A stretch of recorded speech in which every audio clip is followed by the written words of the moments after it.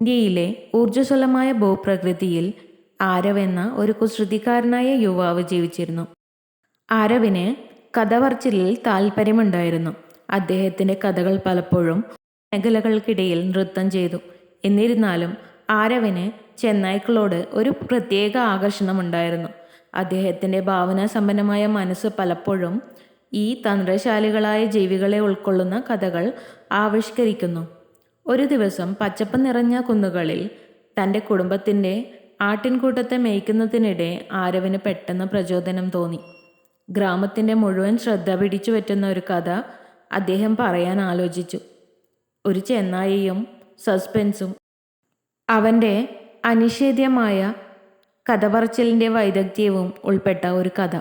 അതിനാൽ അവൻ്റെ കണ്ണുകളിൽ ഒരു കുസൃതി നിറഞ്ഞ തിളക്കത്തോടെ ആരവ് ഉറക്കെ നിലവിളിച്ചു. ചെന്നായ, ചെന്നായ, ഭീമാകാരവും ക്രൂരവുമായ ചെന്നായ നമ്മുടെ ആടുകളെ വിഴുങ്ങാൻ വരുന്നു. ഓടിവാ, ഓടിവാ.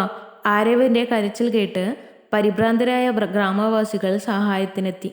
ചെന്നായിയെ കാണാതെ സന്തോഷത്തോടെ മേയുന്ന ആടുകളാൽ ചുറ്റപ്പെട്ട് ആരവ് വികൃതിയായി ചിരിക്കുന്നത് കണ്ട് അവർ സംഭവസ്ഥലത്ത് അത്ഭുതപ്പെട്ടു നിന്നു. ആരവിൻ്റെ ചേഷ്ടകളാൽ അല്പം നീരസപ്പെട്ടെങ്കിലും രസിച്ച ഗ്രാമീണർ ചെന്നായി എന്ന് കരയുന്ന ആൺകുട്ടിക്ക് നേരെ തലകുലുക്കി ചിരിച്ചുകൊണ്ട് തങ്ങളുടെ ദൈനംദിന ജോലികളിലേക്ക് മടങ്ങി. ദിവസങ്ങൾ കടന്നുപോയി. ആവേശകരമായ മറ്റൊരു കഥ നെയ്യാനുള്ള പ്രലോഭനത്തെ ചെറുക്കാൻ ആരവിന് കഴിഞ്ഞില്ല. ഇക്കുറി തൻ്റെ ആഖ്യാനത്തിൽ കൂടുതൽ നാടകീയത ചേർത്തു. ഒന്നല്ല 3 ഭീഷണിപ്പെടുത്തുന്ന ചെന്നായ്ക്കൾ സംശയിക്കാത്ത ആട്ടിൻകൂട്ടത്തിലേക്ക് കുതിക്കാൻ തയ്യാറായി നിഴലിൽ പതിയിരിക്കുന്നതായി അവൻ അവകാശപ്പെട്ടു. ആരവിൻ്റെ ആത്മാർത്ഥതയെ വിശ്വസിച്ച് ഗ്രാമവാസികൾ എല്ലാം ഉപേക്ഷിച്ച് കയ്യിൽ വടിയും കല്ലുമായി മലമുകളിലേക്ക് കുതിച്ചു. അവിടെ ആടുകൾ ശാന്തമായി മേച്ചിൽ തുടരുമ്പോൾ ആരവ് ഹൃദ്യമായി ചിരിക്കുന്നത് കണ്ട് അവർ നിരാശരായി. ഒരു നിർഭാഗ്യകരമായ ദിവസം കുന്നുകൾക്ക് മുകളിൽ ഒരു യഥാർത്ഥ നിഴൽ പ്രത്യക്ഷപ്പെട്ടു. വിശക്കുന്ന ചെന്നായ്ക്കളുടെ രൂപത്തിൽ ഒരു യഥാർത്ഥ ഭീഷണി.